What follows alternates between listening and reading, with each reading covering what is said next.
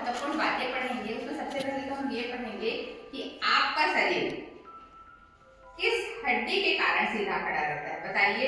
रीढ़ की हड्डी। रीढ़ की हड्डी मानव के शरीर को एक निश्चित आकार प्रदान करती है। रीढ़ की हड्डी 33 कशेरुकाओं से मिलकर के बनी होती है। प्रत्येक कशेरुका के बीच में जो स्पेस होता है उसमें तंत्रिकाएं पतली पतली जाती हैं जो शरीर के विभिन्न भागों के क्रियाकलापों को ब्रेन तक पहुंचाती हैं और हमारे शरीर में हो रही हर एक संवेदनाओं को नियंत्रित करती हैं। आगे हम देखते हैं कि मानव के शरीर की 206 हड्डियां होती हैं और उसमें सबसे बड़ी हड्डी होती है आपके जांघ में पाई जाने वाली जो हड्डी का नाम है फीमर, और जो सबसे छोटी हड्डी होती है वह हमारे कान में पाई जाती है और उस हड्डी का नाम है स्टेप्स। मानव के रक्त में 3 प्रकार की कणिका या मनुष्य का पूरा शरीर हड्डियों का ढांचा है। अगर हड्डियां नहीं रहती तो हम केचुए की भांति सीधे खड़े भी नहीं हो पाते। हमको सीधे खड़े रहने का मुख्य काम हमारे शरीर में कौन सी हड्डी करती है? रीढ़ की हड्डी। Very good. रीढ़ की हड्डी में कितनी कशेरुकाएं होती हैं, कितने वर्टिब्रा होते हैं? याद है? नहीं याद है? उसको फट से तुम लोग नोट कर लो कि आपके पूरे रीढ़ की हड्डी जो है वह उसमें 23 कशेरुकाएं होती हैं। आगे है आपके पूरे शरीर में कितनी हड्डियां पाई जाती हैं? 206। बोलो, आप लोग एक बार बोलो और लिखो कितनी हड्डियां पाई जाती हैं? 206। आपके शरीर का घूमिएगा ये बोर्ड है तो भी है। अरे सॉरी। तो आपका शरीर हड्डियों का ढांचा है।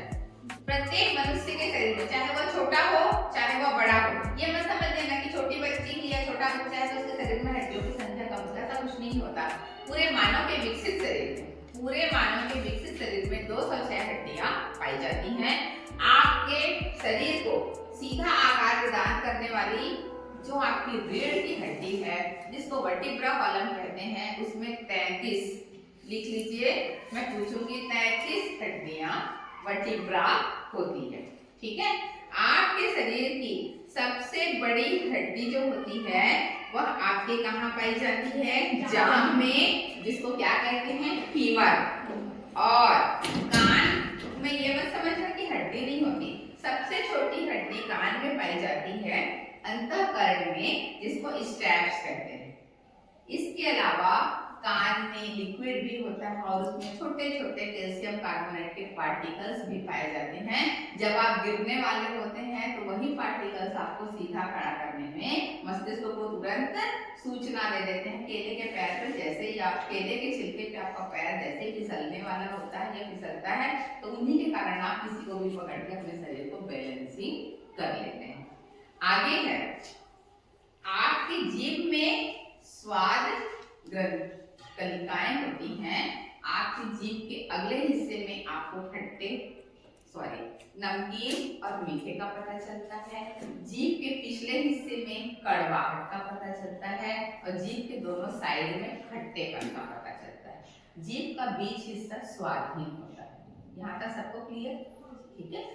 अब एक चीज आती है कि आपके शरीर में, पूरे शरीर में ऊर्जा, ऑक्सीजन का फ्लो करने के लिए रक्त होता है। रक्त में 3 प्रकार की कोशिकाएं पाई जाती हैं। एक होता है आरबीसी, लाल रक्त कणिकाएं, लिखो उसको, वह ऑक्सीजन का परिवहन करता है।